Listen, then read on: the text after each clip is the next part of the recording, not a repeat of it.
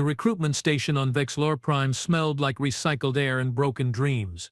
At least that is what Korath thought as he leaned against the processing desk, watching another batch of fresh-faced cadets stumble through the entrance gates.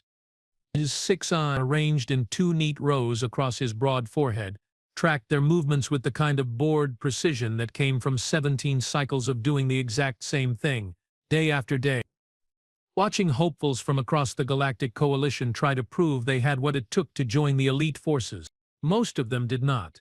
Korath was a Threxian, which meant he stood roughly 9 feet tall when he bothered to straighten his spine, which he rarely did anymore. His exoskeleton had dulled from its youthful purple sheen to something closer to bruised plum, and his mandibles clicked together in a rhythm that his coworkers had learned meant he was either deeply annoyed or deeply bored. Today it was both. "Another group of idiots," muttered Vass, his processing partner, a Quillan with too many tentacles and not enough patience. "I give them 3 days before half wash out." "You are being generous," Korath replied, his voice a gravelly rumble that resonated from somewhere deep in his thorax. "I give them 2.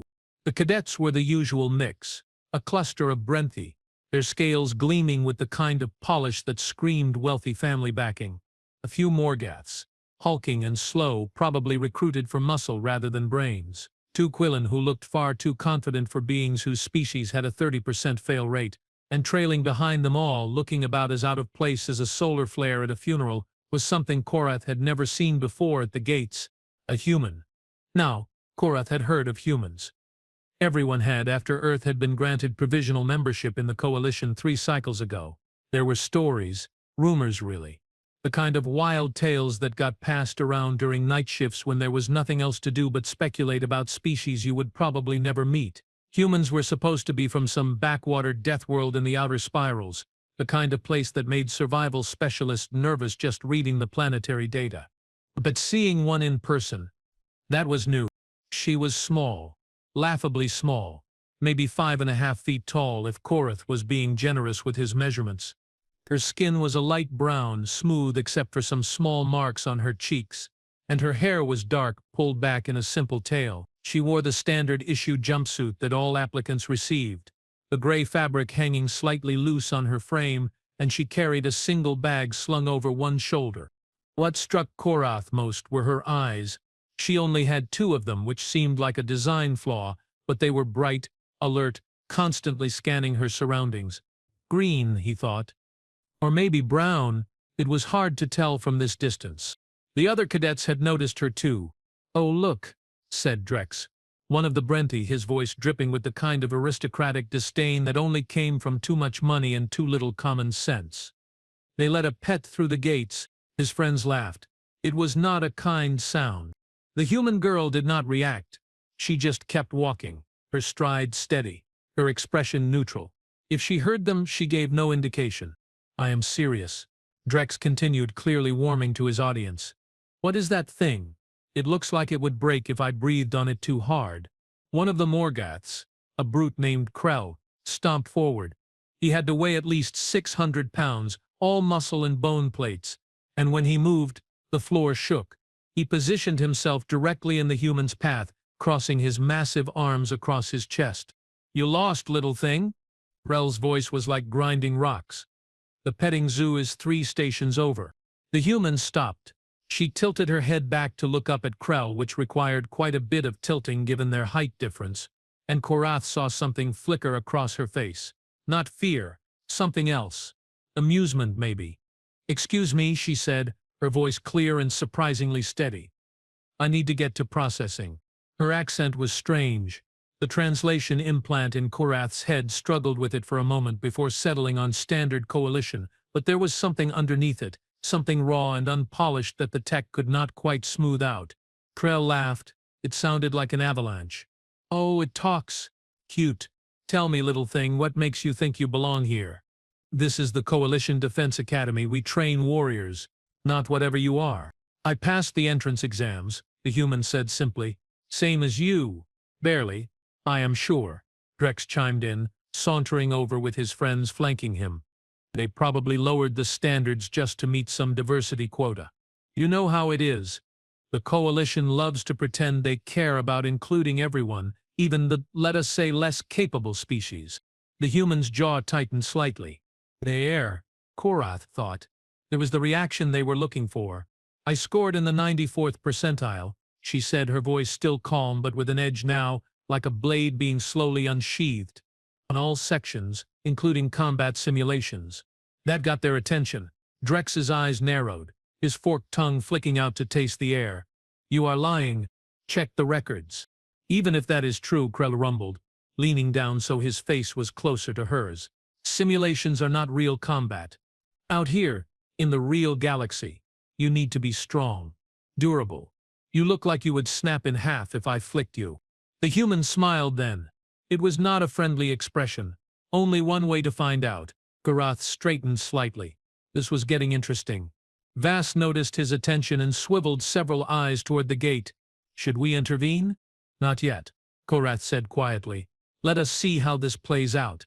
Drex stepped closer, his scales reflecting the harsh overhead lights. You've got courage. I will give you that. Stupidity too, apparently. Do you even know what you are getting into here? This academy has a 47% dropout rate, and that is for species that are actually built for combat. You are just, what did your file say? You. That is right. Never heard of it. You will, the human said, and there was something in her tone that made Korath's mandibles still. Krell reached out with one massive hand, clearly intending to shove the human aside, maybe knock her down, establish dominance the way his kind always did. It was a simple move, nothing fancy, just brute force backed by 600 pounds of muscle. The human moved. Korath almost missed it. One moment she was standing still, the next she had sidestepped, twisted, and somehow Krell's hand was swinging through empty air. The Morgoth stumbled, caught off balance by his own momentum, and made a sound of confused surprise. That was. Did she just? Vass's tentacles coiled in agitation. The human had already reset her stance, feet shoulder-width apart, weight balanced, hands relaxed at her sides. She looked completely calm, like nothing had happened. Krell recovered quickly, anger flashing across his blunt features. You little... Enough, Korath called out, his voice cutting through the tension like a plasma torch. All of you. Gate processing. Now, the cadets jumped. Even Krell, who probably outweighed Korath by 100 pounds, took a step back. There were some benefits to being the gate officer with 17 cycles of experience. One of them was that your voice carried authority whether you wanted it to or not. Drex shot the human one last contemptuous look before turning away. This is not over, he muttered. Looking forward to it, the human replied cheerfully. Korath watched them all file toward the processing stations, but his eyes kept drifting back to the human. She had not broken a sweat, had not even seemed particularly bothered by the confrontation. Most first-day cadets were nervous wrecks by now, especially after getting threatened by someone like Krell. She walked up to Korath's desk with that same steady stride, set her bag down and pulled out her documentation pad. Lieutenant Korath, she said, reading his name badge. I am Corporal Maya Torres, reporting for Academy intake. Korath took the pad, his clawed fingers tapping through her file. Standard forms, medical clearances, psychological evaluations, test scores, and yes, she had not been lying about the 94th percentile. That was actually impressive. Torsus, he said slowly, testing the name.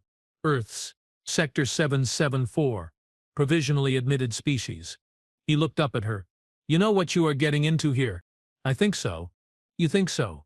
Korath's mandibles clicked. This is not like whatever training you had on your homeworld. The Coalition Defense Academy is designed to break you, to test every limit you have and then push past them. Most cadets wash out in the first month, and you, no offense, do not look like you have much room for pushing. Maya's expression did not change. I understand, sir. Do you? Korath leaned forward.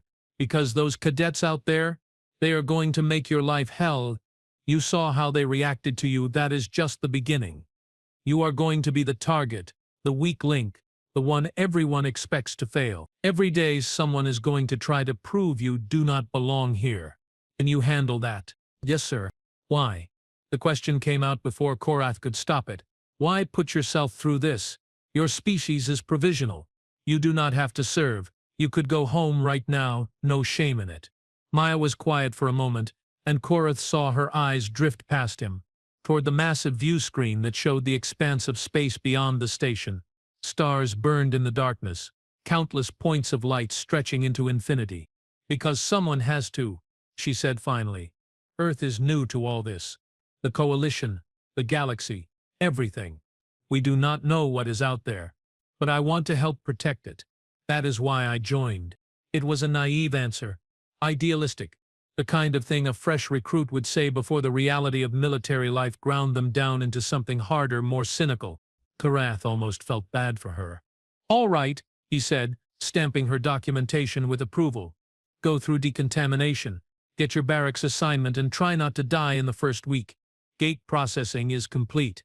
Welcome to hell, Corporal Torres." Maya picked up her bag and nodded. "Thank you, sir."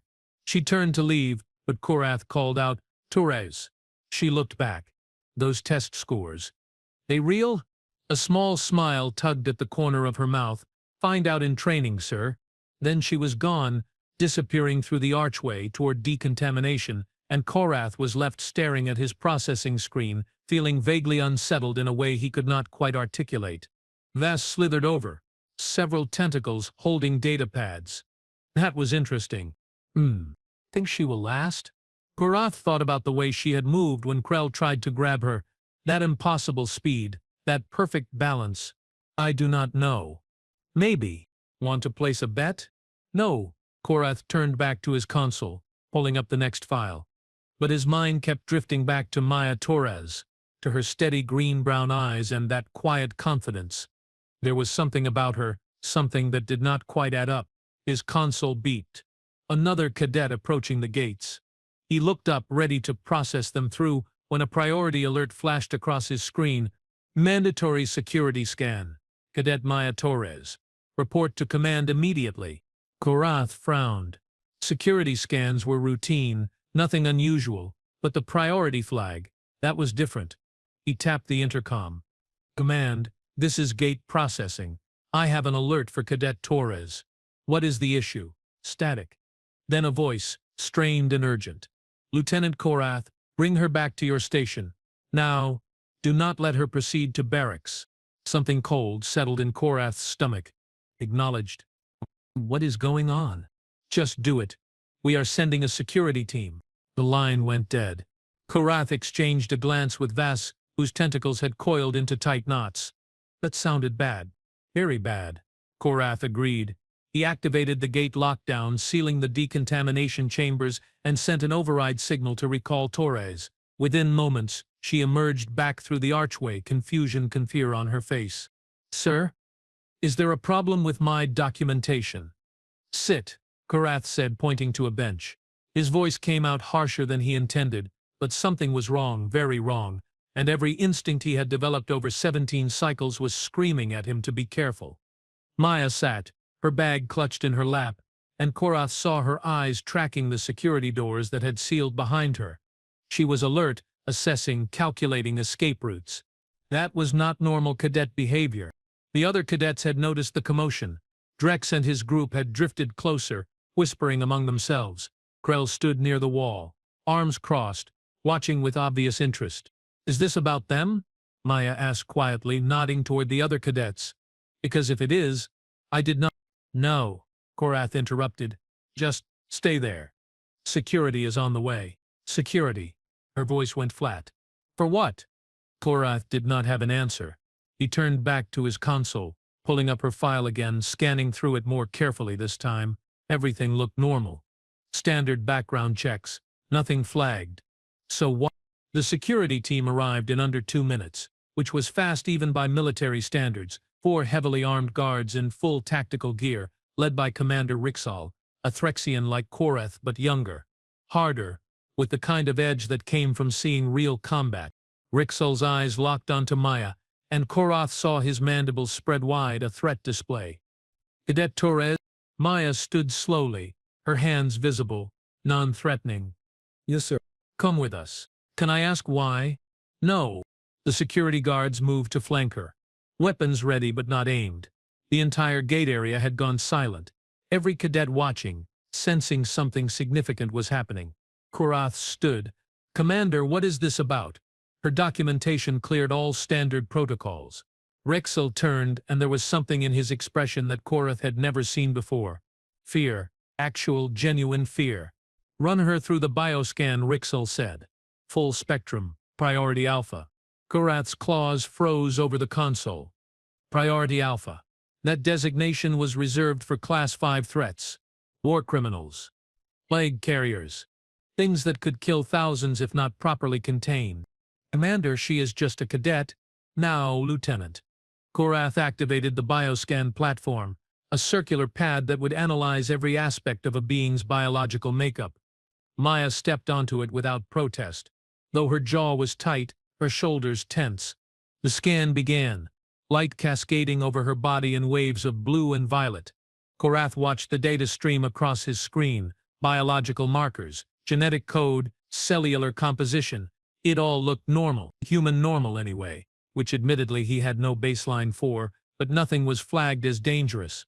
Then the scanner hit her skeletal system. The screen flashed red, bright, angry red. Warning symbols exploded across the display, and an automated voice, cold and mechanical, filled the gate area. Alert. Deathworlder detected. Species classification, Earthborn. Gravity baseline, 9.8 meters per second squared. Atmospheric composition, 78% nitrogen, 21% oxygen. Trox corrosives. Threat level assessment. Do not engage without proper containment protocols. The words hung in the air like a death sentence. Every cadet in the gate area took a step back. Korath felt his exoskeleton lock up, his breathing tubes constricting. Deathworlder. The scanner had just classified this small, harmless-looking human as a Deathworlder. And not just any Deathworlder. The readout was still scrolling, and what it showed made Korath's blood run cold. Average human can exert force equivalent to 3 times standard coalition baseline. Bone density exceeds combat species average by 40%. Muscle fiber composition optimized for explosive power. Pain tolerance threshold 93rd percentile across known species. Reaction time 0.15 seconds. Adrenal response capable of temporarily increasing strength output by 300%. Healing factor accelerated. Immune system hyperactive, capable of adapting to foreign pathogens within hours. The list went on. And on. Korath looked up at Maya, who stood perfectly still on the scan platform, her expression unreadable. The security guards had their weapons raised now, not quite aimed at her but ready to fire at the first sign of aggression. What? What is this? Drex stammered from somewhere behind Korath. What does that mean, Deathworlder? Rixel's voice was deadly calm. It means her planet is classified as a Class 12 hazard zone. It means everything on her world evolved to kill or be killed. It means she is more dangerous than anything most of you will ever encounter in your entire military careers. But she is tiny, Krell said, and for the first time since Korath had met him, the massive Morgath sounded uncertain. She is a human, Rixal corrected, from Earth, a planet where the gravity is 30% higher than coalition standard, where the atmosphere is so oxygen-rich it would kill most species through oxidative stress, where the native predators hunt in packs and have been known to take down prey 10 times their size.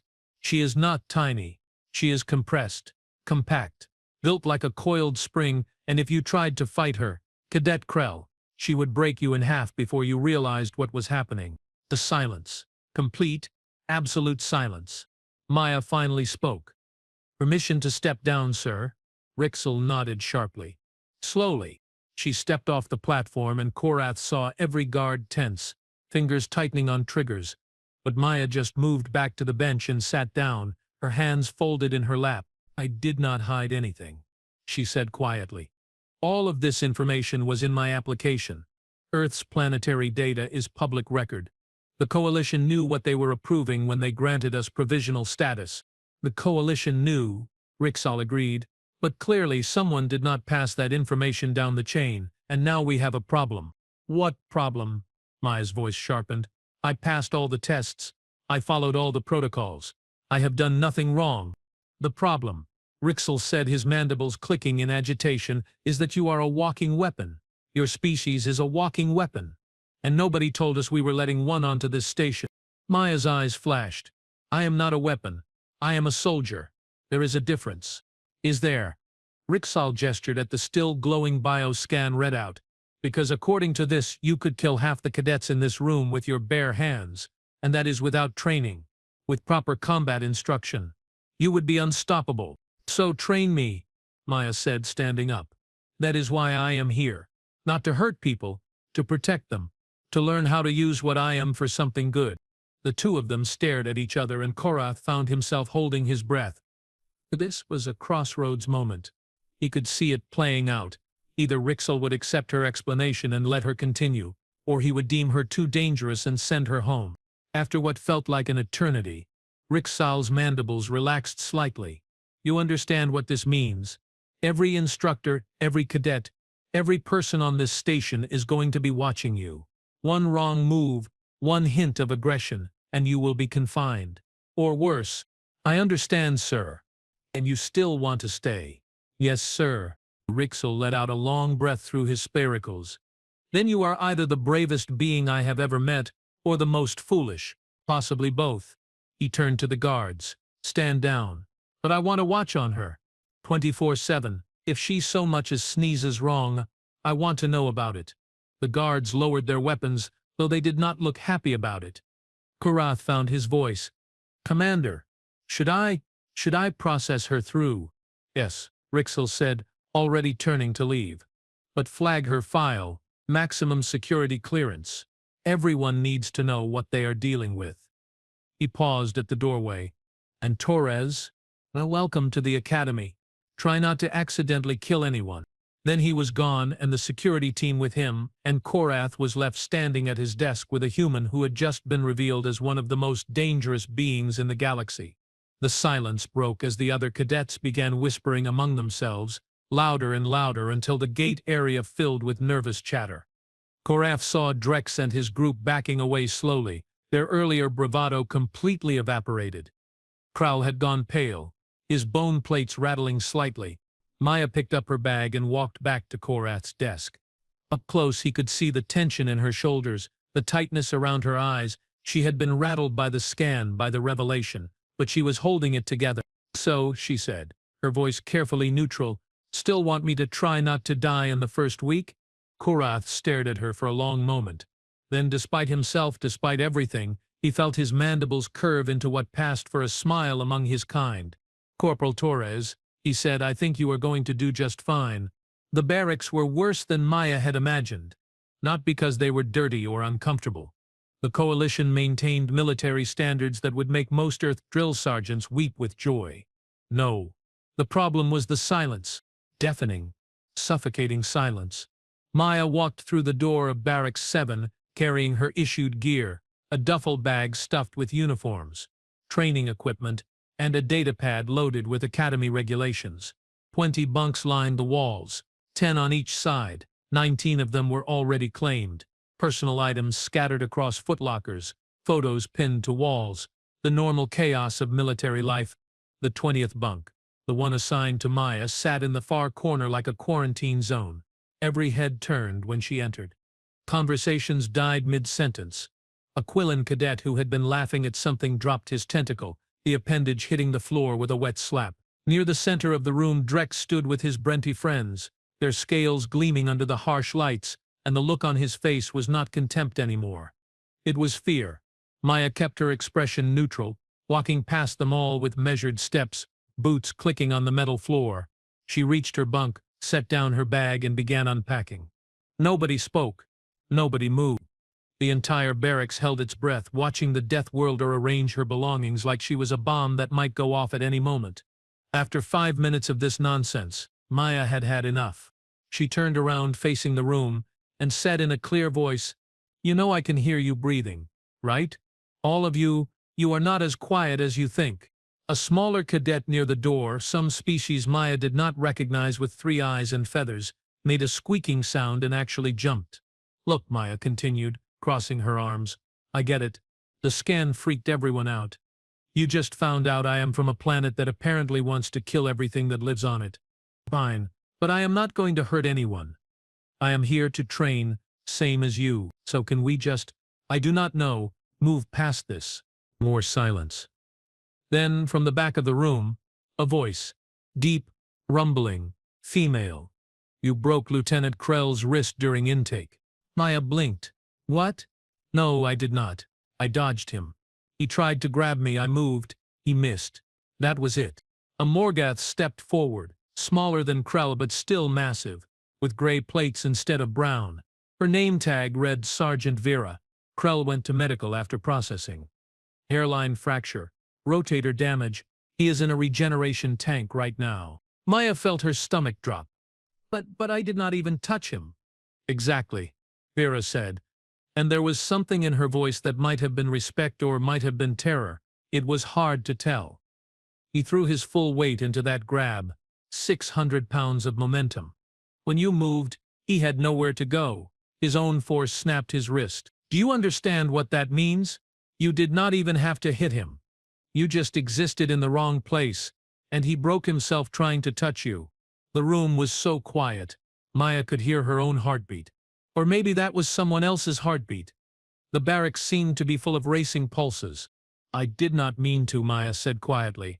I just reacted. It was defensive movement, nothing more. Defensive movement, Drex repeated, his voice strangled. You call that defensive? You moved faster than our tracking systems could follow. The gate cameras had to be played back at quarter speed to see what you did. Maya opened her mouth to respond, then closed it. What could she say?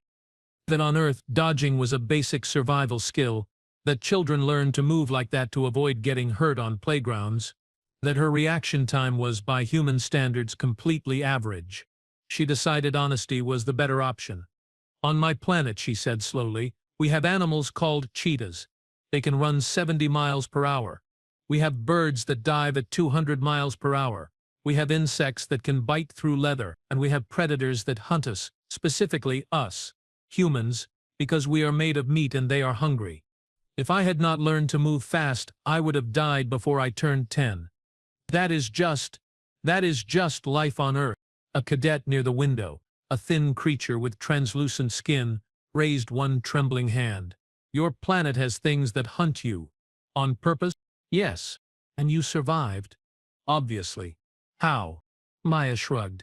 We are smarter. We build tools. We work together. We adapt. That is what humans do.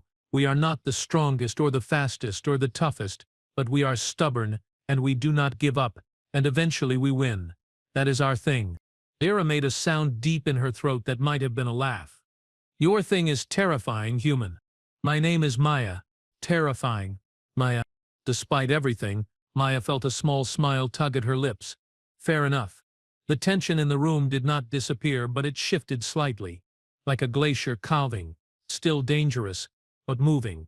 Drex and his friends retreated to their bunks without another word. The feathered cadet went back to organizing his gear, though his three eyes kept darting toward Maya every few seconds.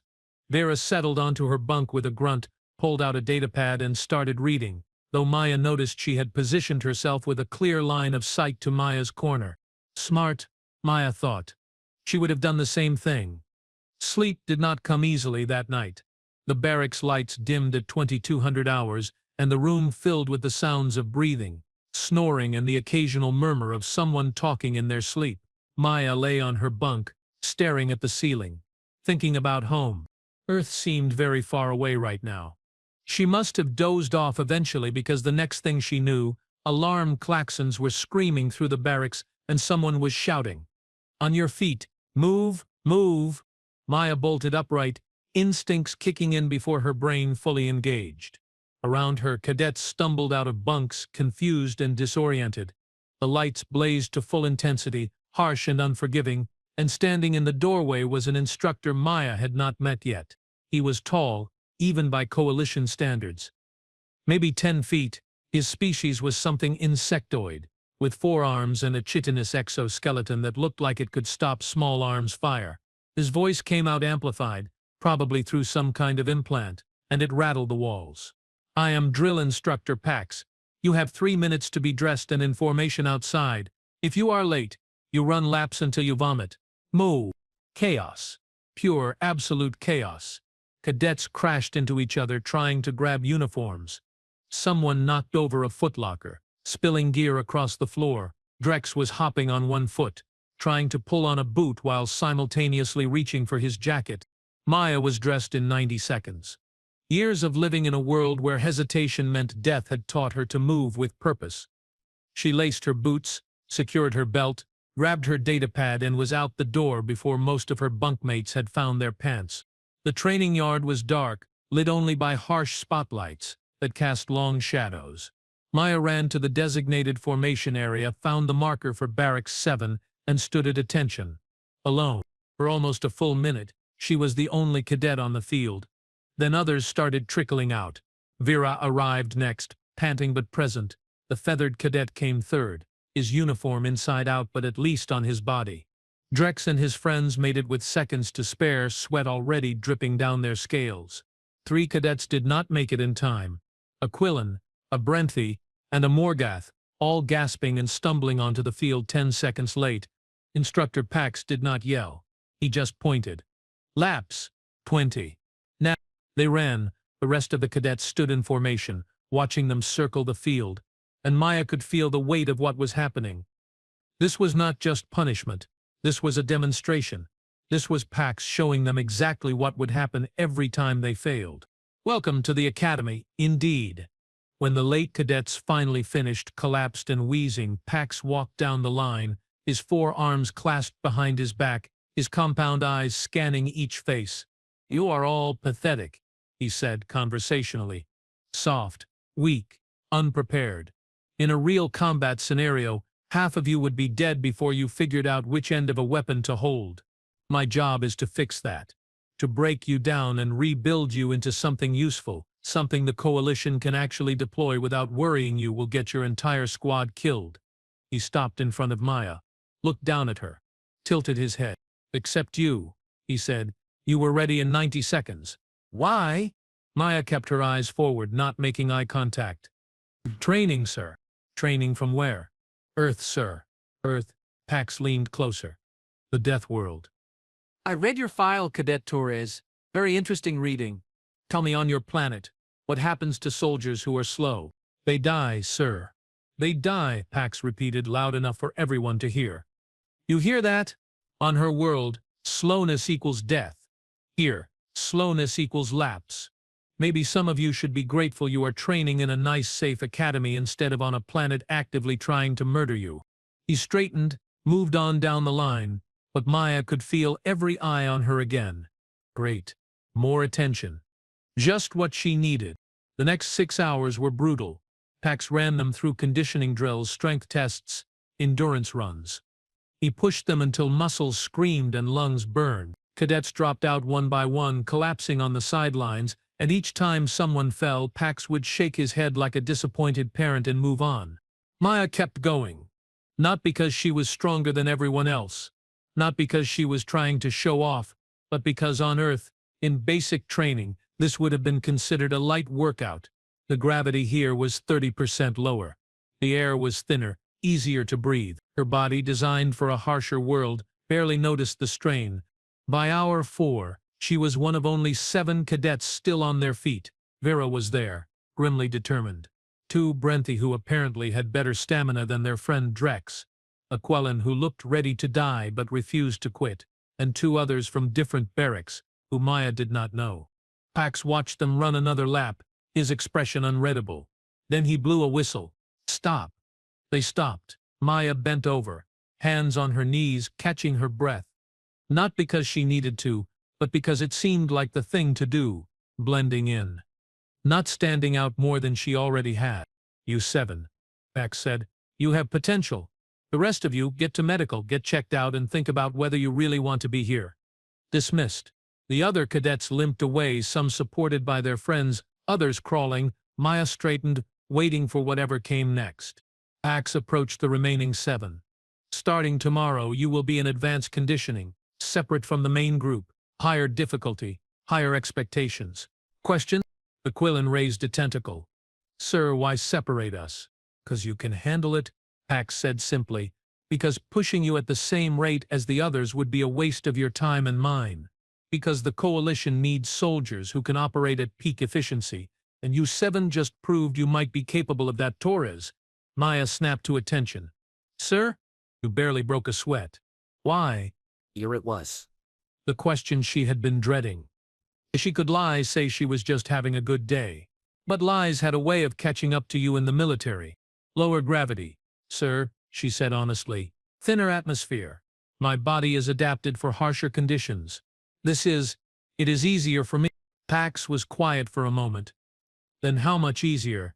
Sir, if we increase the difficulty by 50%, could you keep up? Maya thought about it. 50% harder than what they just did. That would put it close to Earth standard training.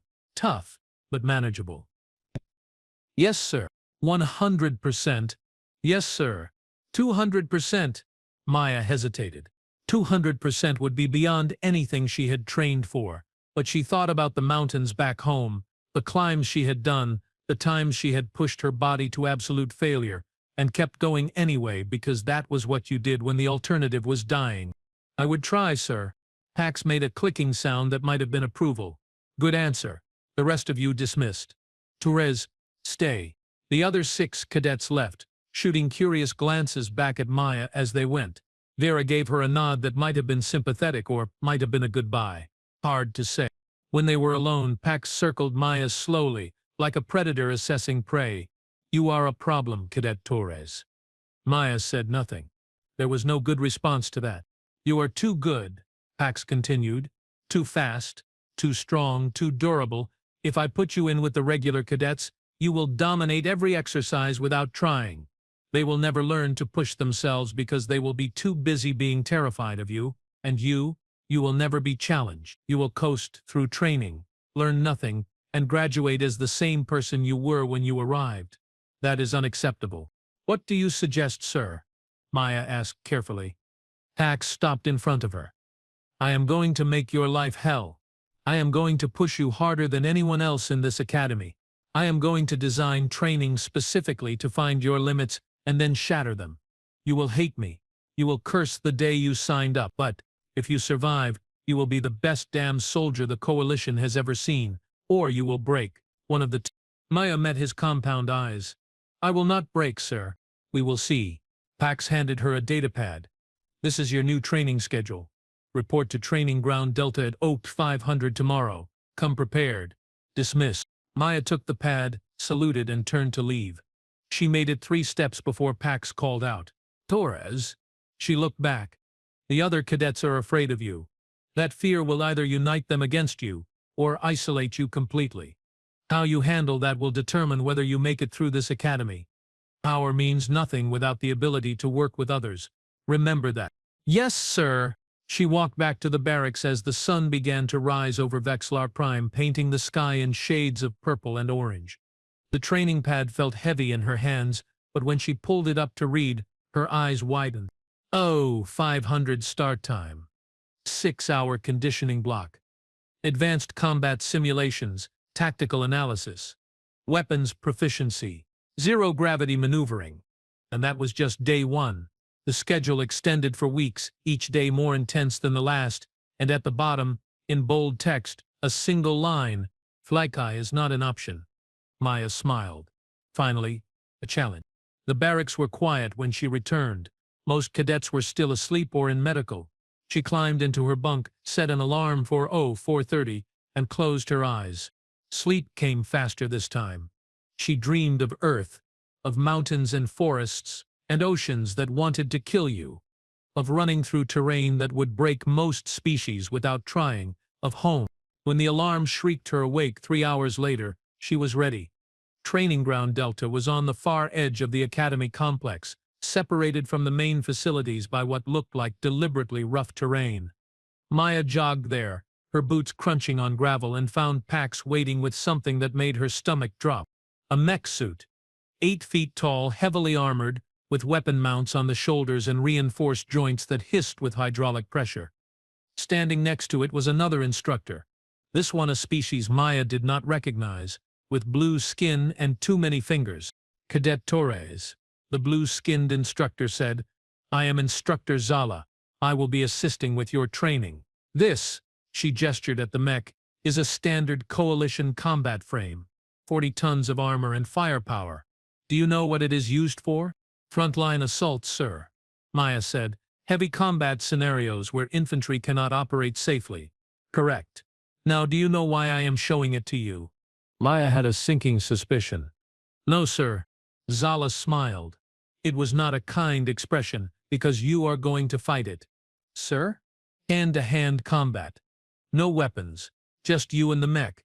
If you can disable it within 10 minutes, you pass. If not, you run laps until you cannot stand. Sound fair? Maya stared at the mech. 40 tons. Armor plating. Hydraulic strength multipliers. It was designed to fight tanks, and they wanted her to fight it bare-handed. This was insane. This was impossible. This was exactly what she had signed up for. Yes, sir, Maya said. Sounds fair. Pax climbed into the mech, the cockpit sealing around him with a hiss. The machine powered up, lights flickering to life, servos whining. It took one thunderous step forward, then another, and Maya could feel the ground shake under its weight. Zala raised one hand. On my mark. 3, 2, 1, begin. The mech lunged. Fast. Impossibly fast for something that size. Maya threw herself sideways, rolling across the ground as a metal fist cratered the spot where she had been standing. Gravel exploded outward. The impact echoed across the training ground. Okay, this was going to be interesting. Maya came up running, circling the mech, looking for weaknesses. The joints, those were always vulnerable, but they were also moving constantly, tracking her, adjusting. Pax was good. He had done this before. The mech swung again. Maya ducked under the arm, darted in close, and kicked at the knee joint as hard as she could. Her boot connected with metal, and pain shot up her leg. The mech did not even flinch. Too armored. Direct attacks would not work. She needed to think. Use her advantages. Speed. Agility. Size. She was small, which meant she could get into places the mech could not easily defend. The mech turned, trying to track her, and Maya saw her opening. She sprinted straight at it, slid between its legs, grabbed onto a support strut and hauled herself up onto its back. The mech bucked, trying to shake her off. Maya held on, fingers digging into gaps in the armor, and climbed higher. If she could reach the cockpit, if she could get to the control interface, maybe, just maybe. Pax was not making it easy. The mech spun, slammed itself backward into a concrete barrier. Maya felt the impact through her entire body, but she did not let go. Could not let go. Her ribs screamed in protest. Her shoulders felt like they were tearing, but she held on. Almost there. Just a few more feet. The mech dropped forward, slamming face first into the ground, and Maya went flying. She hit hard, rolled, came up gasping, blood in her mouth. Everything hurt. 9 minutes on the timer.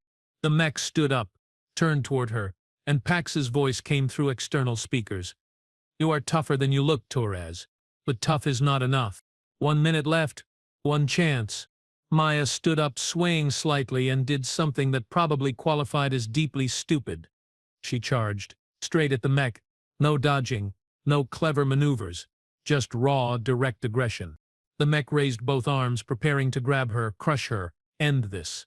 At the last second, Maya dropped into a slide, shooting between the mech's legs again, but this time she did not grab on. She reached up as she passed underneath and yanked on a bundle of cables running along the inner thigh joint.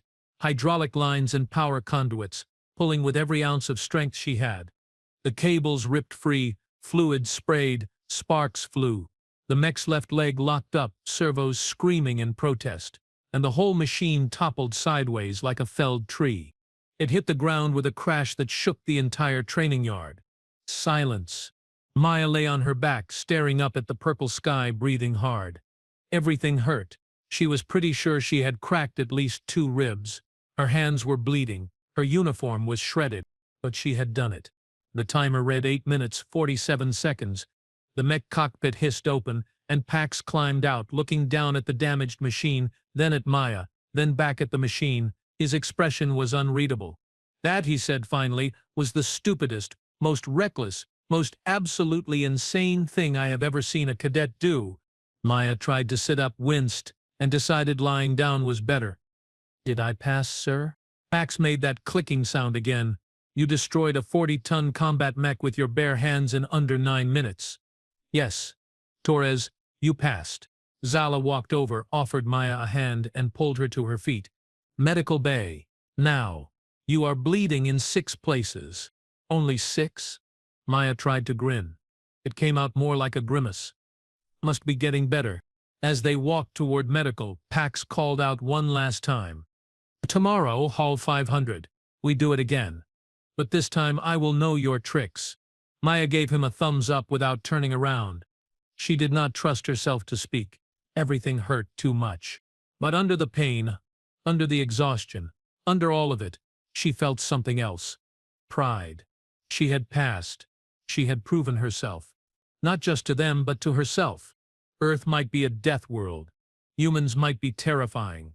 But right now, in this moment, Maya Torres was exactly where she belonged.